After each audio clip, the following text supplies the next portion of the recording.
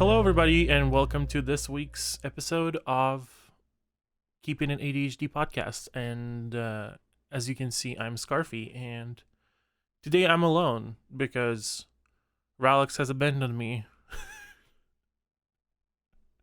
He went searching for treasures. No, I'm just kidding. He is currently moving apartments, and his internet didn't get fixed in the time that we expected it to be. So I am filming a solo episode this week. I'm sorry. And we're going to be doing something really interesting today. Hope you guys are having a wonderful week. I know that the last week for many people has been pretty damn difficult, including me. To be quite honest, I wasn't even fully functional last week just because of how much stress I was under, but I think we all can relate to that. Now, I decided that this week we could use something really fun to take our minds off of whatever's happening in the United States these days, and I'm really hoping that you enjoyed the episode last week with Kate Stark, beautiful Kate Stark.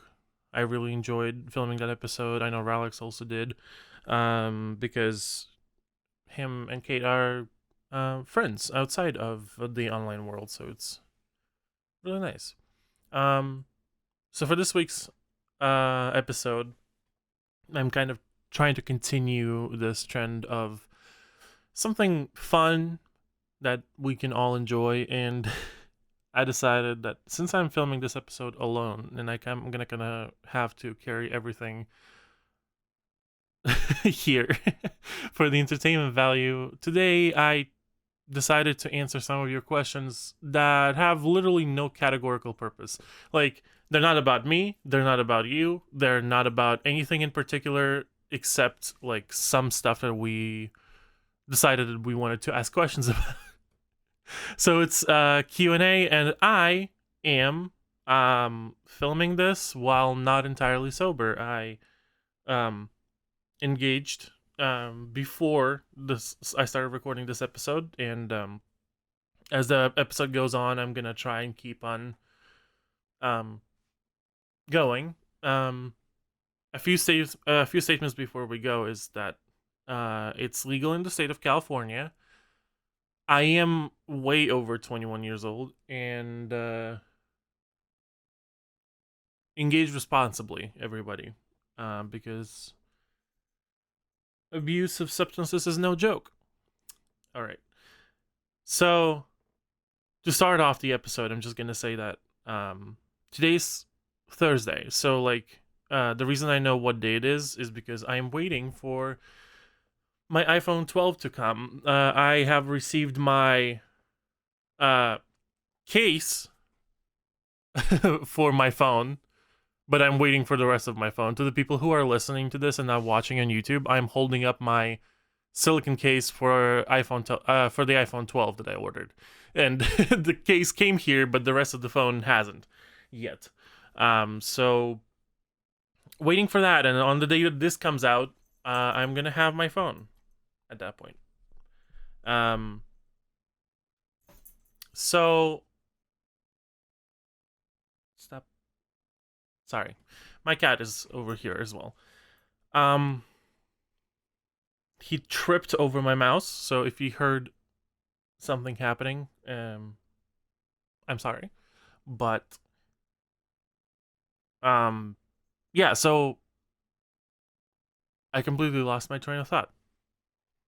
I'm gonna restart it. I tweeted out on my main Twitter account to ask me questions that you have about life in general that I would be able to answer or just speculate about, while not in a completely sober mind state. So you gave me some of your questions, some really beautiful, really deep, meaningful questions about life and and wisdoms that you want to hear from a person under influence. So today I'm going to attempt and answer them for you, for your entertainment and for your benefit.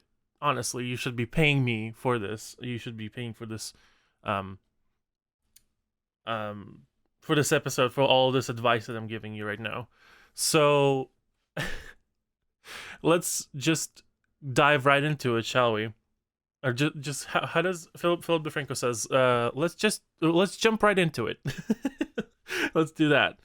Oh my god, how many times have I heard Philip DeFranco's voice during these elections? That's just can't even count. All right. So here it is, my tweet. And the first question that I see is from beautiful baby boy RoyceRemix, who told me not to look at his questions before I started recording this episode. This is gonna be interesting because I haven't seen this before. I've seen some of these, but not like I think there's over 20 questions here, so we're gonna try and go through as many as we can. I think we could go through all of them in an hour, but I tend to ramble, so we'll see how this goes. So the first question that Royce has for us is, in the word scent, is the S or the C silent? Okay. This is an interesting question. I'm assuming that I don't have the qualifications to answer this, but if I were to make an educated guess, I would assume neither. I don't know. Let me explain. So to explain this, I need to go into the Russian phonetics a little bit. You don't need to know anything about Russian to understand this. Sometimes in Russian, when two certain letters of the alphabet in the word are next to each other, they create a sound that is similar to another letter in the alphabet, but it is a sound that is created by the two letters, which I think is what is happening here. I think the word scent, it has a certain like inflection to it, where it could be, you could argue that it's both an S and a C. And in that case, I would say that neither of them are silent, but also neither of them are what they are. They're basically another letter that doesn't exist in the English alphabet. If that answers your question, please let me know in the comments. Thank you.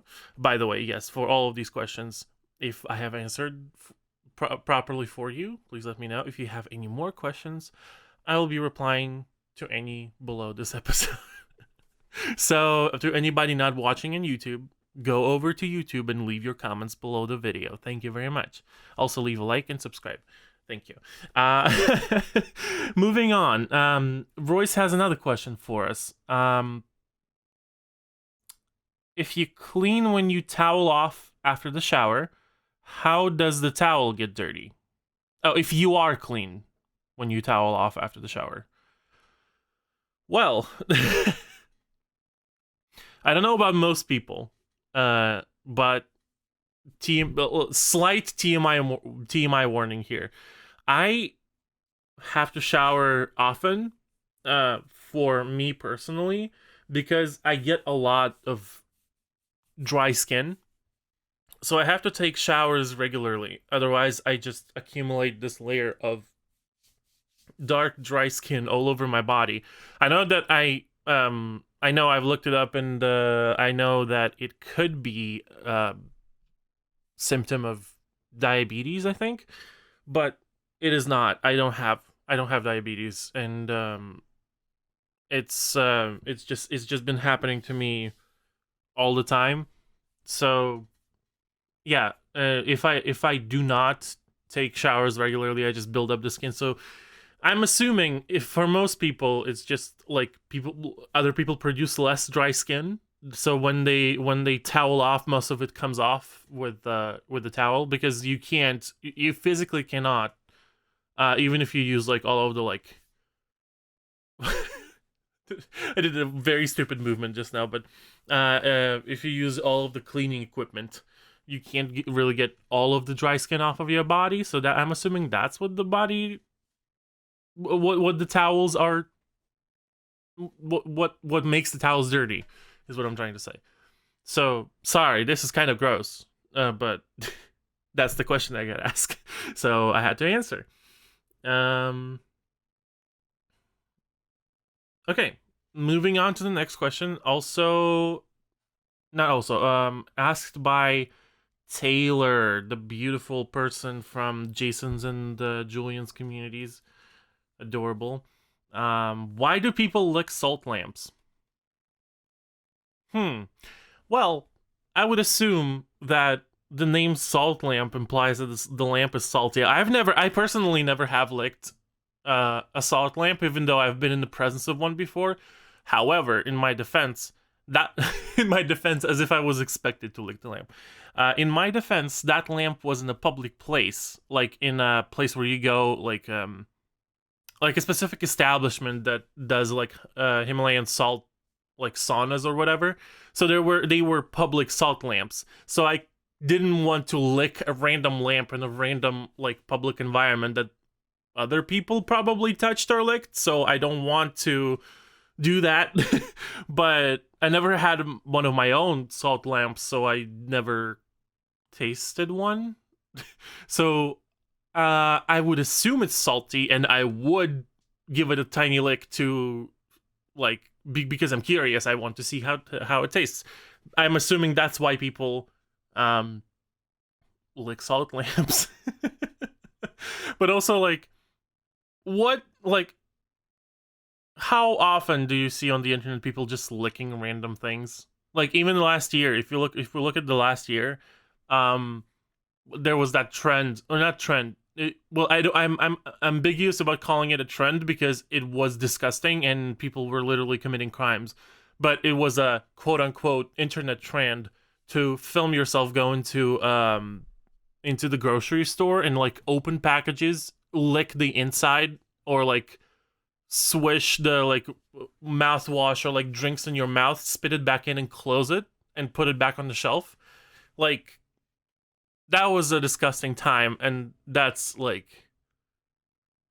reason why I'm saying, like, do you really expect people not to put random things in their mouth after what happened last year? Do you really expect the public conscience to be elevated enough for this not to happen, considering what happened last year? Anyway, that is the reason I think that people lick salt lamps, because they like the taste. And I don't blame them, because I understand it. So, not that I would lick random salt lamps when I see them. But if I owned my own, I would clean it off first, and then I would give it a lick, because I want to know what it tastes like. Moving on to the next question, asked by the beautiful Melissa. I'm not gonna call you the nickname that I created for you that you hate, Mel. Sorry about that, by the way, still. But going by at Animal Crossing, Animal Crossing _ on Twitter, and she asks, why? And Mel, just, okay, hear me out. I just want to say that this is a valid question, and I completely understand. And this year has been a lot to everybody. And we just need to hold on to the good in our hearts, to persevere through these challenges in these times of uncertainty. We have to remember who we are. We have to hunker down in our safe spaces, be respectful to other people, and just wait it all out. That's why everybody needs to love each other.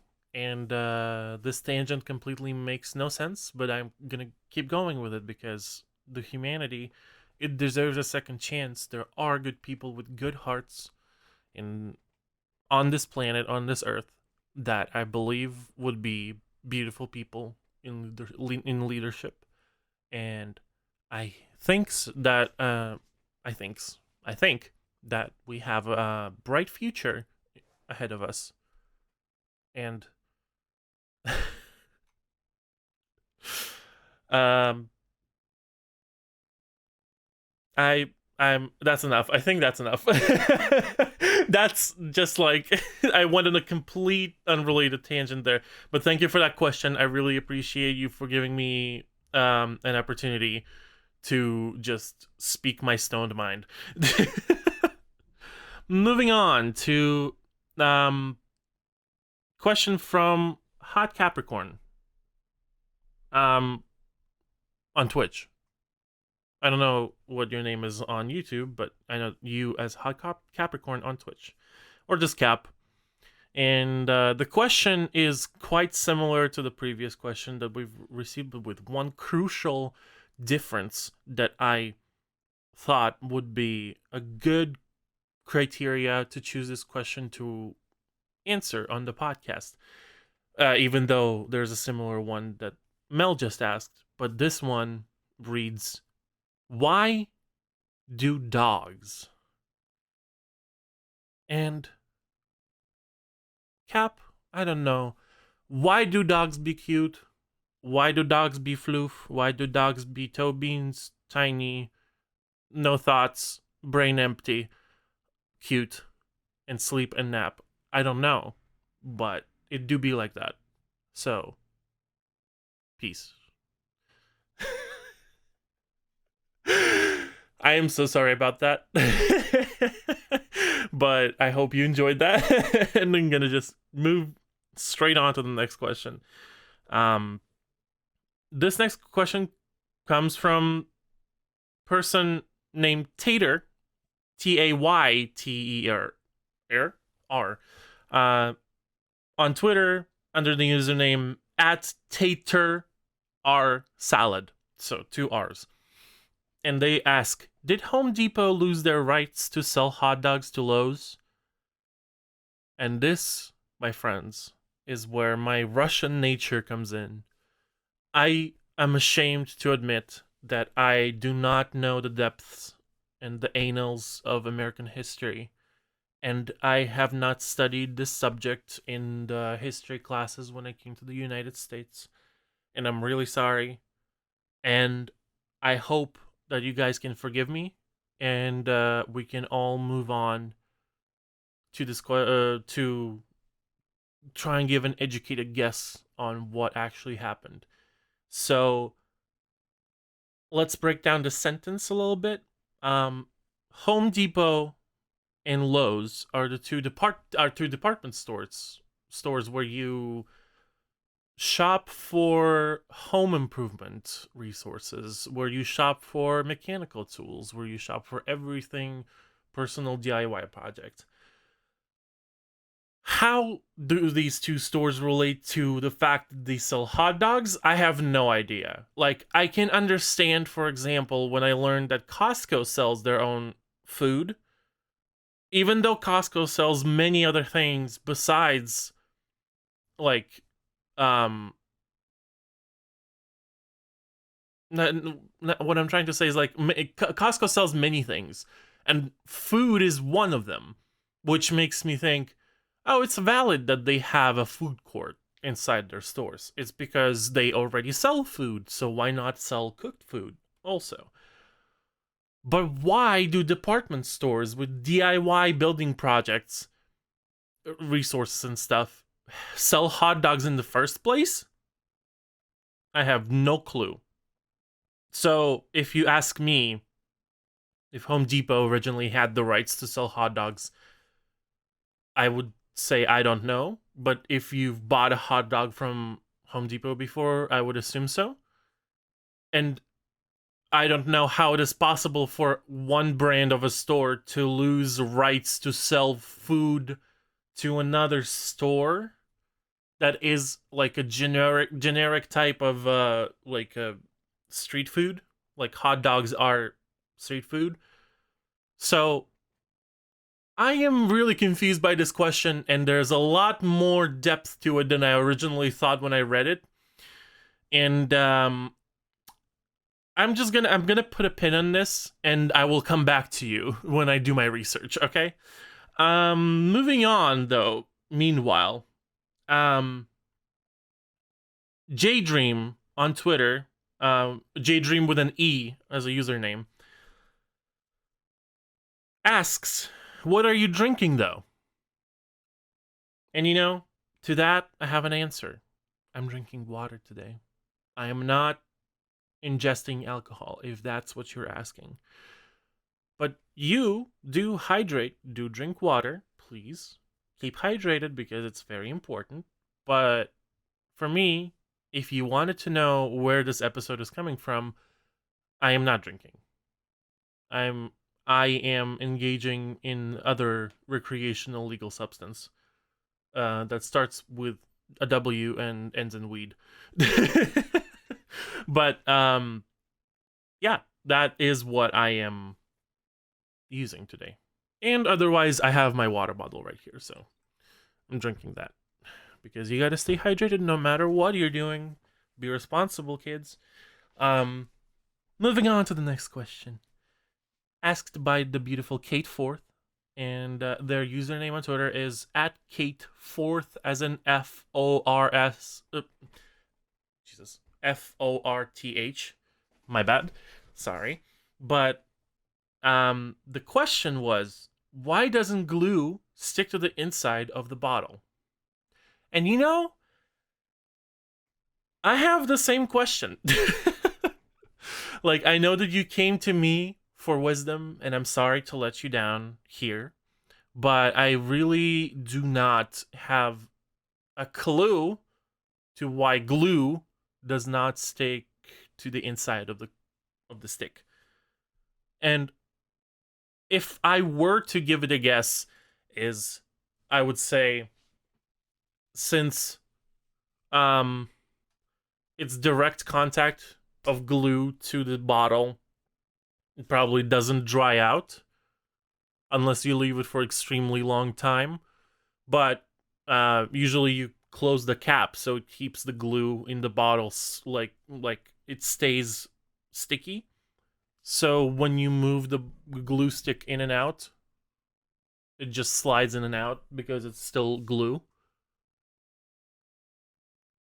I'm assuming. I have no scientific degree to back any of this up. I don't have any research to show you, but I am making an educated guess. This is not a Q&A. This is a Q and guess. This is a Q and guess podcast. Welcome to a Q and guess. But we are making an educated guess that the glue just stays sticky inside the tube, so it doesn't stick. It doesn't dry and like adhere to the inside of the bottle unless you leave it for an extremely long time, in which case it will just dry out.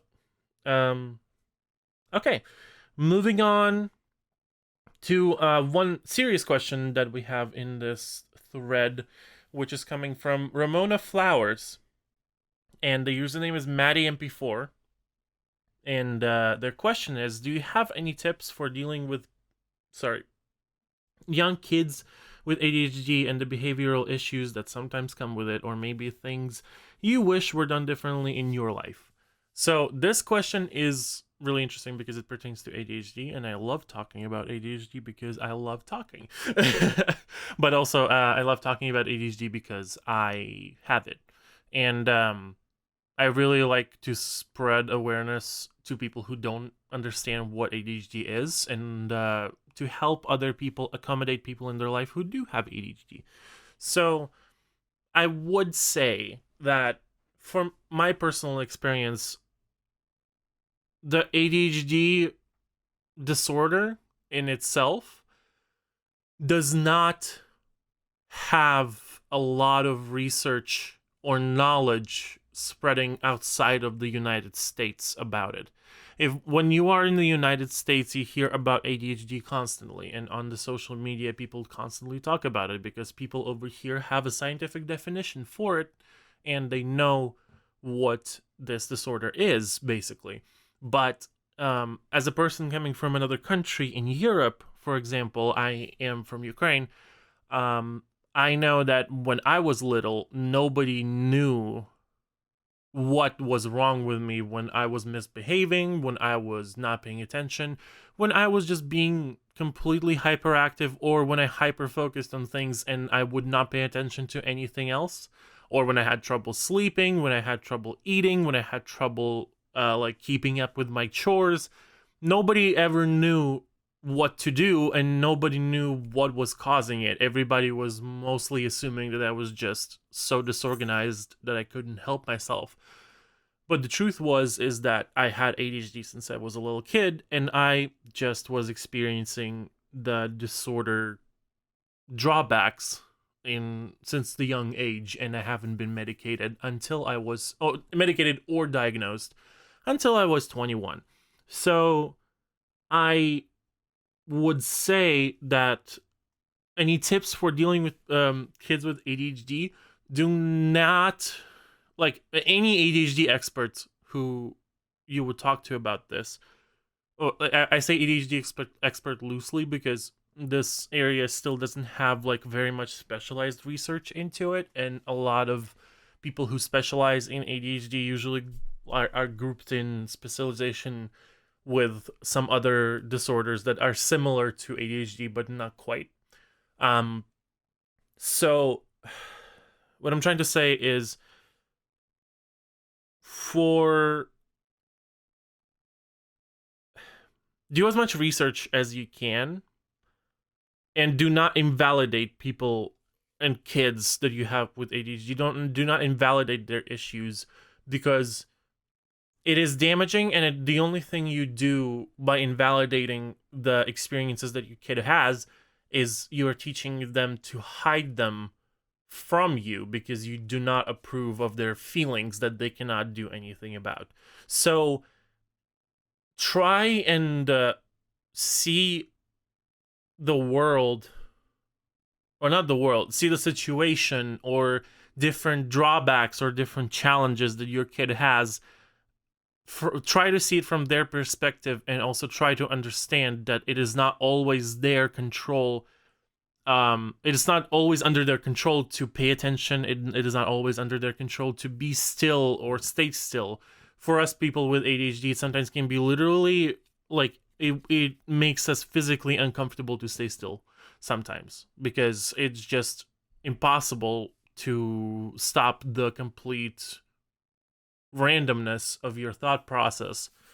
And if it is difficult as an adult, from like speaking as an adult, if an adult tells you that it is difficult to do, what do you imagine the child is going through, and like what do they think? And I urge for anybody who thinks that they have like similar challenges, go to certified doctors, go to certified professionals, seek out peer approved professionals, because unfortunately in the world of mental health, there's a lot of closed-minded people, and if you seek out the wrong person, it can do more harm than good. So search for people who are peer approved by other people, and always remember that you always are free to change specialists. Nobody will get offended if if the doctor is just not the right match for your kid, or for you, for that matter. It's a part of the common practice for people to change professionals when they feel like they're not getting anywhere with the person they're currently working with. So it's just a part of the process, and that's something that you will have to come to terms with, because I had to do that, and I changed 2 professionals at this point, and it's been a search, and but I have been luckier than most in my search for mental health professionals, because I live in California, and this is mostly a more progressive area in terms of research for mental health disorders. So I had more luck here than I would probably in other parts of the United States or even bruh, abroad. If you are listening from abroad, because apparently we have a listener in Sweden. Hi. But if you're in Sweden, hi to you. But what I'm saying is, yeah, seek out professional help. If you can't, try to do as much research as you can on your own, but also do not assume that you know everything, even if you did, because even the people who do know a lot about this stuff are still not sure. And it always helps to be understanding and open to whatever feelings your child is trying to express to you. And this suddenly turned into a parenting podcast. I don't even have a kid. I'm 24. 24? I'm 23.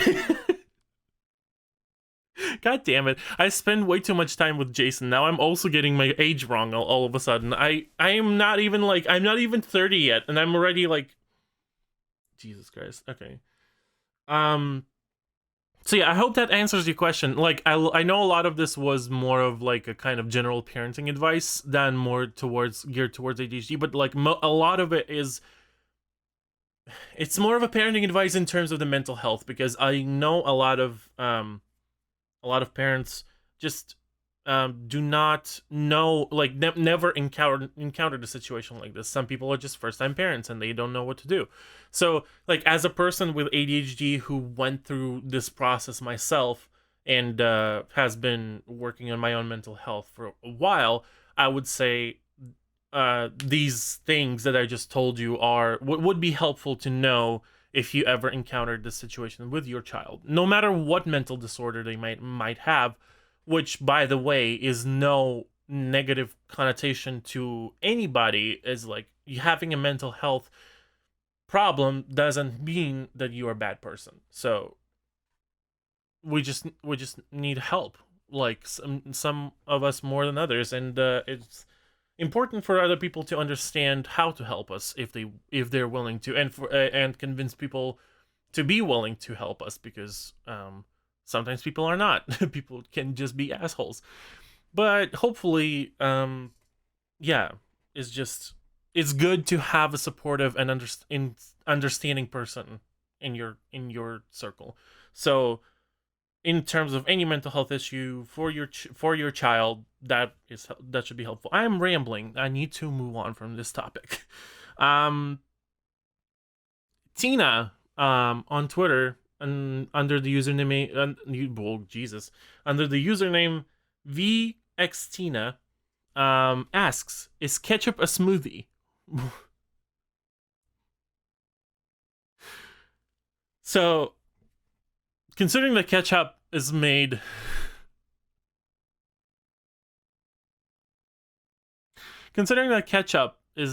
out of tomatoes, and tomatoes are fruit, you could technically argue that it is a smoothie. But I would say that because of how strong the flavor of ketchup is and how much sugar there is in, like, even smallest servings of ketchup, you wouldn't drink ketchup. You wouldn't drink ketchup, would you? Unless you're a psychopath who just chugs ketchup straight out of the bottle. That, I mean, good for you if you do, but how and why is my most important question. Why would you do that? But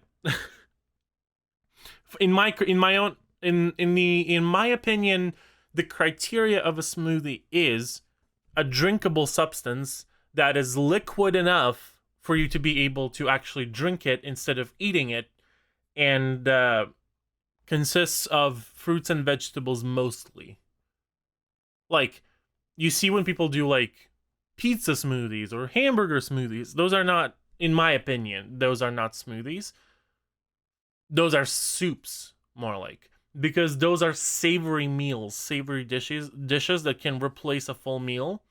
A smoothie you would usually, well, I mean, unless you're on a specific diet plan, a smoothie you would usually, like, supplement with some other food.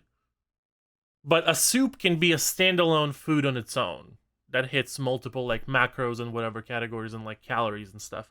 So I would categorize blended up foods as soup because there's such things as puree soup. I know it's gross. This conversation is literally gross. I'm talking about blending hamburgers and pizza, but what I'm saying is the smoothie is more liquid, and it consists of fresh foods as well. So I would not classify ketchup as a smoothie because it is a sauce and you can't drink a lot of it, and I would not classify any other blended up foods as smoothies either because they're different foods by definition. Moving on, Tina has another question for us. Why are they called a driveway and a parkway? Shouldn't it be the other way around? You mean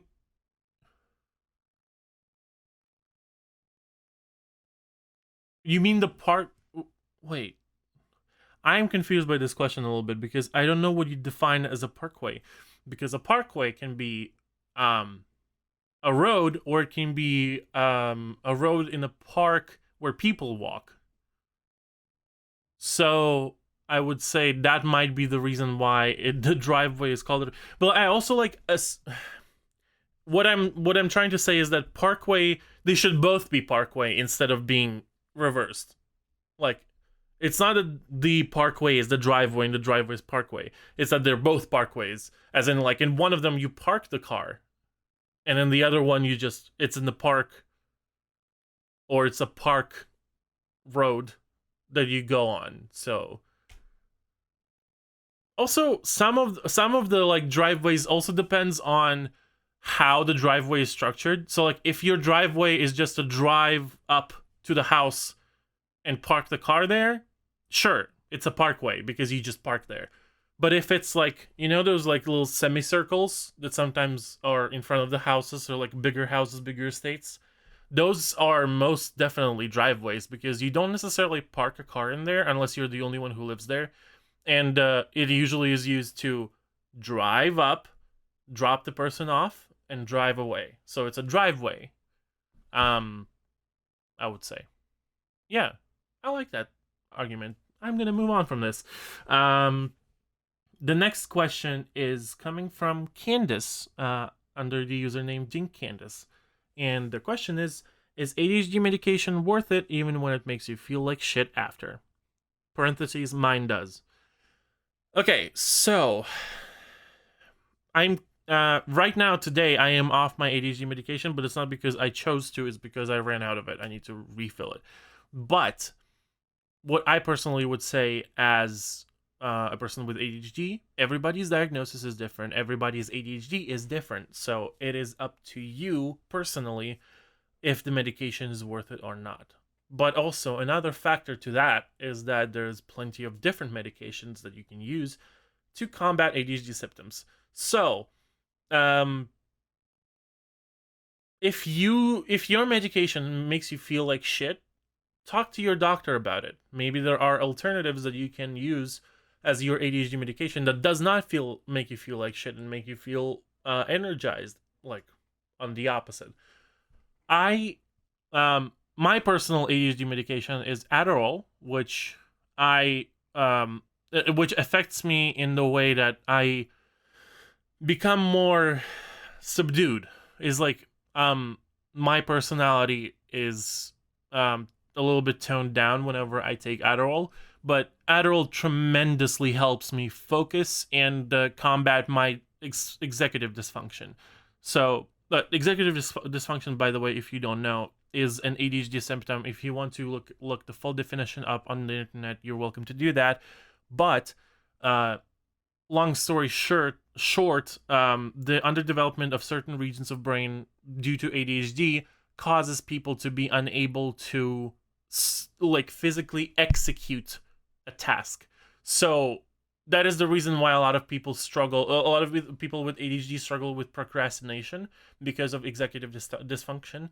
We literally cannot prioritize tasks in our brain, and we cannot initiate tasks execution in our brain, which physically stops us from executing a task. And it like sometimes people also call it a mental block. Some people call it a mental wall, and it's just like for me, my medication is worth it to me, worth the subdued personality and like certain like subduing effects are worth me being able to work on my stuff that I do, like for example the podcast or my university work or my editing work for others for the streamers that I do.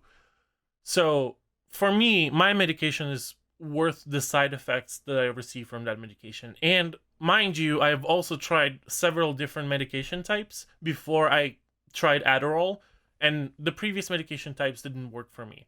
So if your ADHD medication pros of you being able to do stuff while you're on it outweighs the con of it making you feel completely useless afterwards, um first of all, I would say if you decide if it's worth it, if it outweighs one outweighs the other, but also talk to your doctor about possible options for yourself for other medications that you might have.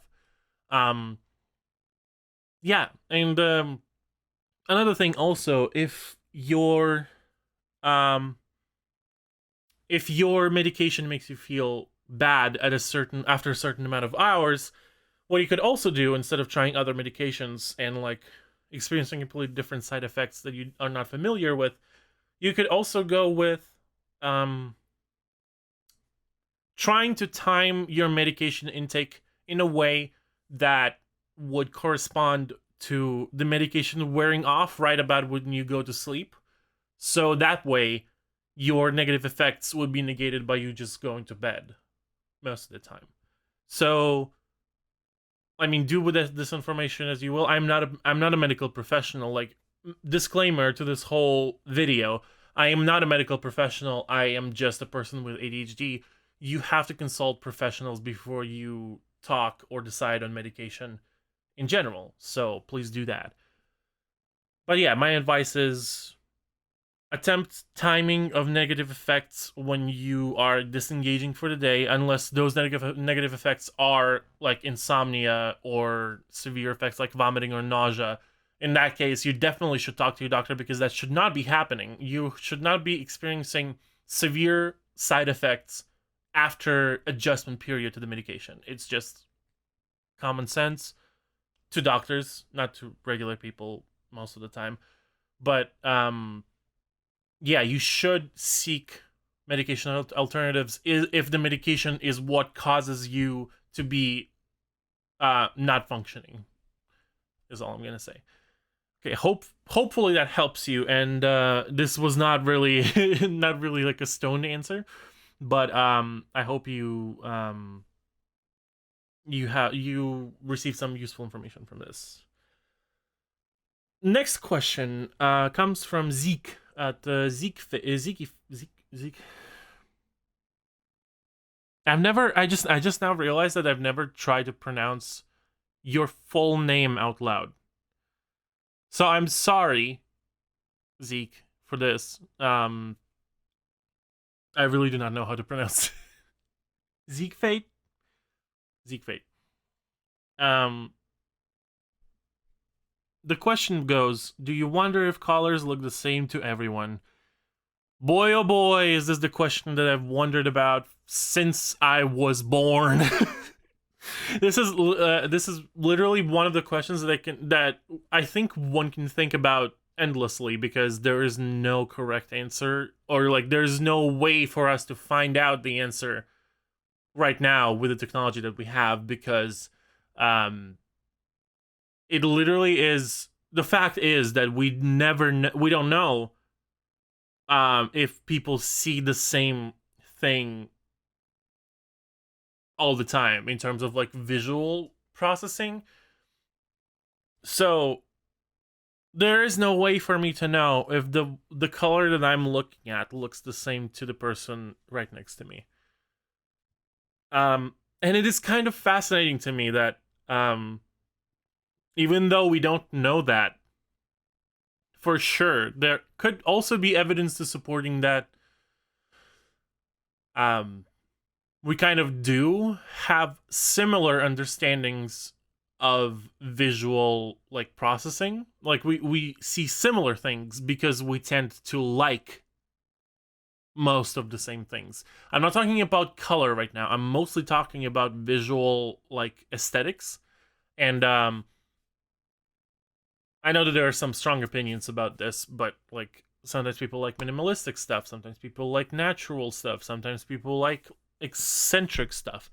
But we can most of us can agree like some things look clean, some things look professional, some things look like really sharp and premium, and there are things that we universally agree on sometimes, and sometimes wrongfully, but also we do.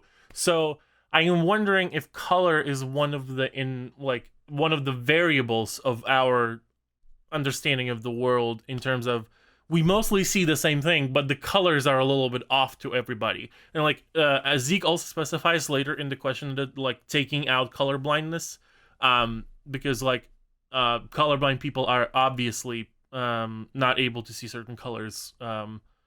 But what I'm also gonna say is we have no idea if we all see the same color when we look, for example, at red, or if we were just taught that that color that we see is red. If you know what I'm saying, we don't know if we actually see the same color, or if we were just taught that that specific color that we see, to us it is red, but if another person saw through our eyes, to them it would be a different color. That was something that I've been thinking about since I was like 13 years old, and it's a fascinating subject to me that I hope science has an answer for in some near future, because it truly is fascinating. Like, with all of the theory, or like color theory and stuff that we have around color, we still are not sure about that specific aspect of it. Like, we are not sure if we as human beings all see similar or same colors, but we do have theory on which colors go together, even though we're not sure if we see the same thing. Like, you know what I mean by like I can talk about this infinitely. The more you think about it, the more things you start to think like, what else do we perceive as different? Like, do we perceive sound different? Do we perceive smells different? Do we perceive touch different? Like, so many possibilities to just go into an existential crisis right here. So yeah, it's just, I'm gonna, before I go into an existential crisis, I'm gonna move on and gonna read a question from the beautiful Kate Got Legs on Twitch, KGold896 on Twitter. And the question is, what is really in a hot dog? And boy, oh boy. I don't want to go into this topic because okay, wait. I do want to go into this topic, but I also don't want to go into this topic because there's potential for really fun discussion about the philosophical meaning of what is a hot dog. Or like, if we take a hot dog as like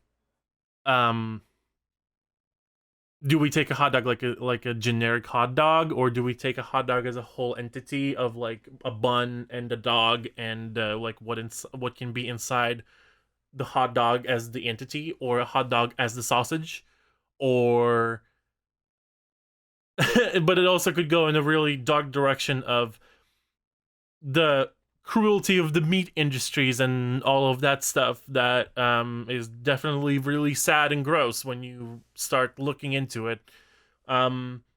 That some people decide to go vegan after seeing. So you like, and rightfully so, because like if I attempted multiple times, but if I could effectively go vegan without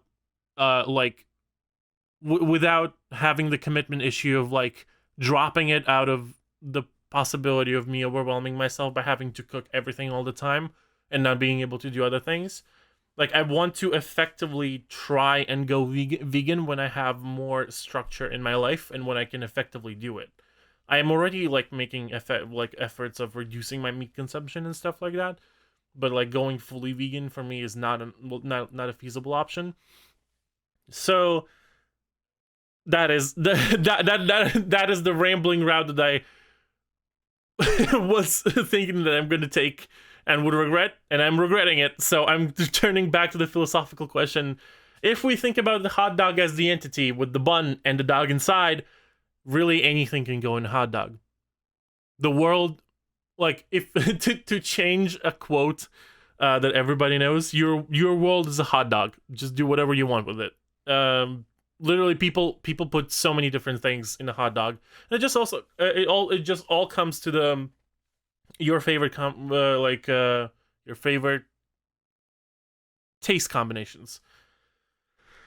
And that is a question that everybody has to answer subjectively. So moving on from that, I am seeing a question from Shy by _shy_goddess_ on Twitter.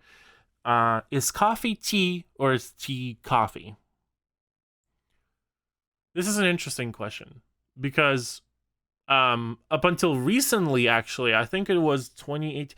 Actually, fact check me on this because I am not sure about this specific fact, but at some point, the definition from the FDA was that both both coffee and tea contain caffeine as the active ingredient of what keeps you awake and alert. But recently, it has been changed that tea actually contains theine instead. So it's like caffeine, but with tea in the front. And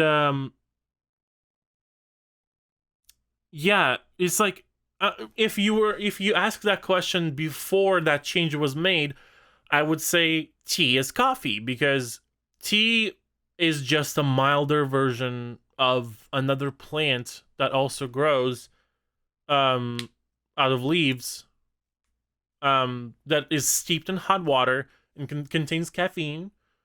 Yeah, I would answer that question like that, but if we're talking now, I would say neither.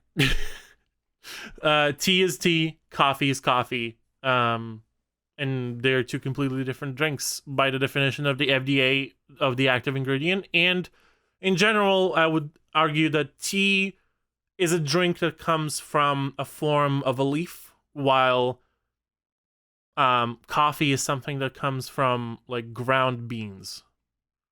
So they are two different drinks by definition. So that is also probably something that prompted the change of the definition of tea having caffeine, or like tea having theine instead of caffeine. So the other question the other two questions from Shy also are: is soup tea or are people in a hot tub also human tea? And to that, I would argue that for the people in the hot tub, no, because hopefully nobody is soaking the water that we're sitting in with their flavor. Unless you're nasty and you needed to take a shower before you got in this hot tub. But otherwise, I would say that since people do not steep the water that they sit in, they're not necessarily being able to be called human tea. And on the question of the soup is tea, no. No. It's not. What the fuck? No, but but honestly, yeah, there's no tea that has pulp. No, actually, boba tea. You know what? That's actually an interesting thought. I don't know. Since there is such a thing as boba tea, soup might just be random shit tea. That was bad wording. actually. Moving on from this question. Lizzie. Beautiful Lizzie. Love you, Lizzie. Hi.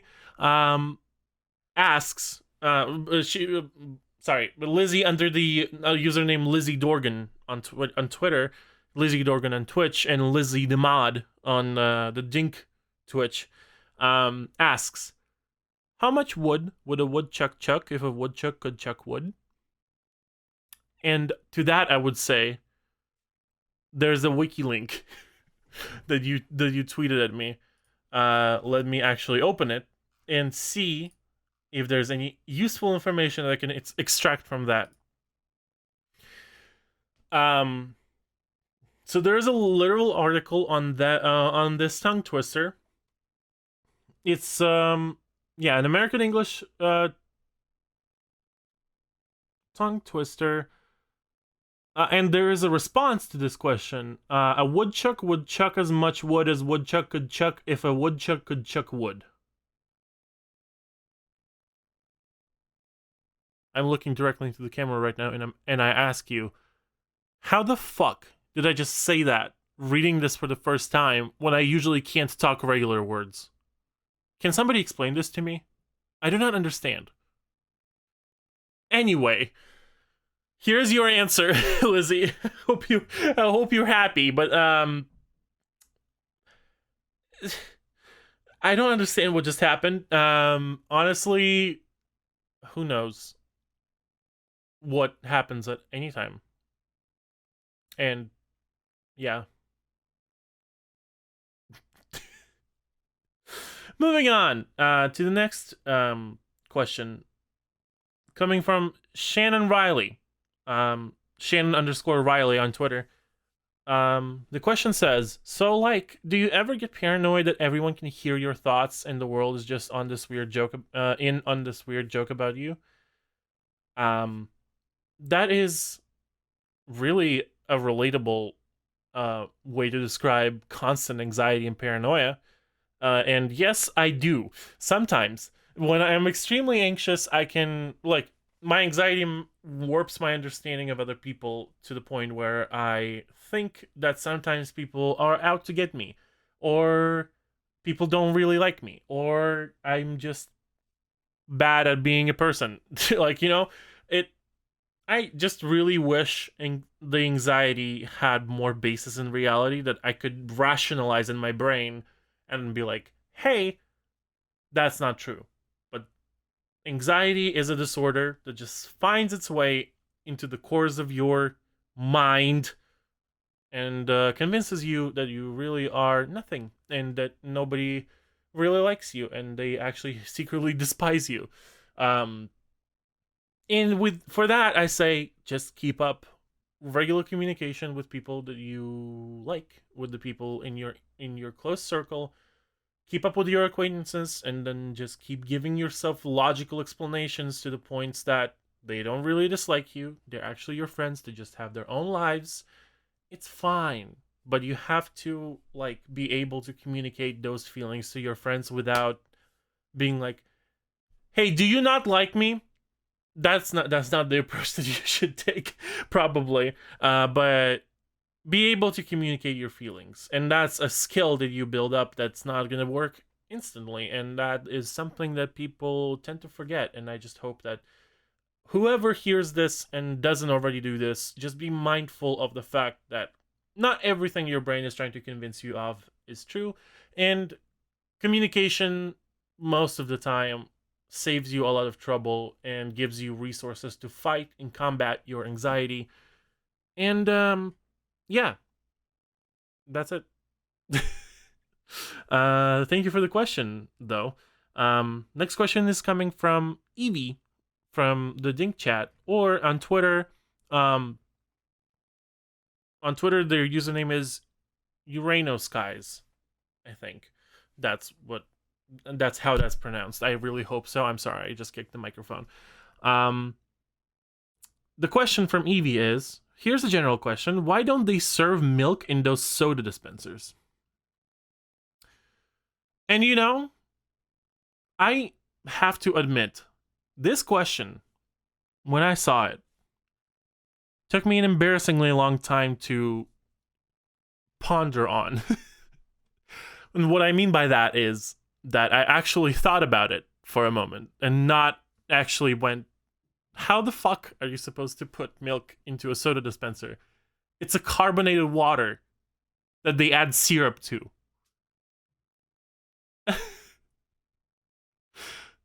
What is milk syrup? How do you make milk syrup? How do you add, do you just straight up add milk to the carbonated water? Do you realize how disgusting that would be? Have you ever tried carbonated milk? It's the worst thing in the world. Do not ever do it, but that would be what they would serve out of those soda dispensers if they served milk out of those. I'm assuming, and I just really hope that nobody ever does this. I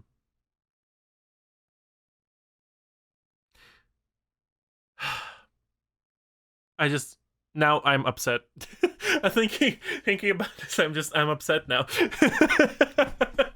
I'm thinking about carbonated milk, and I'm thinking about the soda dispensers, and I'm upset. Moving on. Evie, I love you. It's okay. I'm just I'm just goofing it up, but I really do not like carbonated milk. There's another question from Taylor here. That says, does a bean come dried or does it go through a drying process before we cook it? And to that, I would say that I think that, well, first of all, I have no actual knowledge on this, but in my personal opinion, which means a lot considering that I know nothing about this, in my personal opinion, those beans dry out while they are in the soil, and that's probably the way that they ripen, is that they dry out, and that's how they are when they're harvested. Thank you for coming to my TED Talk. Moving on. Another question from Royce, the beautiful baby boy Royce. By the way, Royce is behind our channel graphics on this channel for like the intro and the waveform and the backgrounds and stuff. He is in charge of all of that, so go give him a follow. His links are in the description below. I think this is a question that we could end this episode on.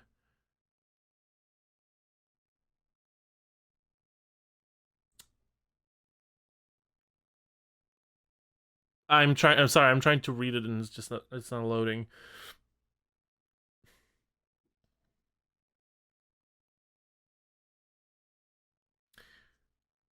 Yeah, okay, so here's his question. Why is a pizza box square if pizza's round and slices are triangles? Okay, so hear me out. I have this theory that a lot of people think is out of pocket. But I think that the Illuminati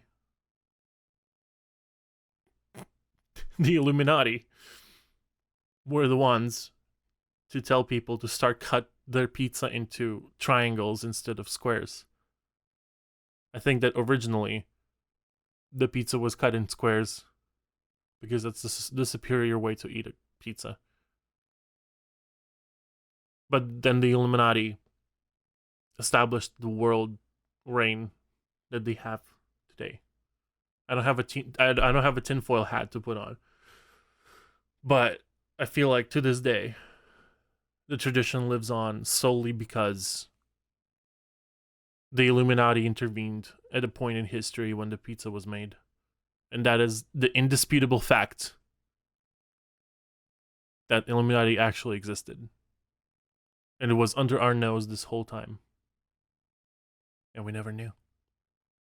Never even thought about it. Imagine. So many years. We would roll out our dough, put cheese on it, pepperoni, tomato sauce, sprinkle garlic on the crust, put a beautiful, beautiful round creation into the oven, take it out, and then worship Illuminati by cutting it in triangles. We've been fooled our whole lives. And after this beautiful monologue that I just spawned out of my brain, we're gonna end this because I'm actually getting scared of myself the way that I'm talking right now. I hope you guys enjoyed this episode. I really appreciate you guys sticking with me through this whole thing. I hope you really enjoyed this. Rahlyx is going to be back next week, hopefully, depending on when his internet gets fixed. So, yeah, just in case I didn't say this in the beginning, I don't remember because I'm a little bit stoned, but Rahlyx just doesn't have internet this week. He is moving apartments, and he had technical difficulties trying to get the internet connection back up. So he will be filming. He will start filming again next week if his internet connection gets restored by then, which it probably will be. And it's just going to be in a different setup. And we're going to be back to our normal programming next week. And whenever I get taken out of commission for whatever reason, you're going to get solo Rahlyx episode, I'm assuming. So, yeah. Hope you guys enjoyed this, and I am gonna move on to the Inspirabot, which is instantly here. As soon as I load it, there it is. The first picture that I have for you is a space picture of, I don't know what planet this is, but it's like a horizon of a planet with the sun, right? Not the sun, like a star rising behind it. And it's just like a very serene cosmic picture, like a classic Cosmos picture of like the sun coming from behind a planet. And the text on top of it says, "Sane today, unsane tomorrow." Not insane, unsane. I really like that detail, and I feel like that is really applicable to our today's situation. And on that note, I am gonna wish you guys a great weekend. Hope you guys enjoyed this episode, and I'll see you next week. Bye bye.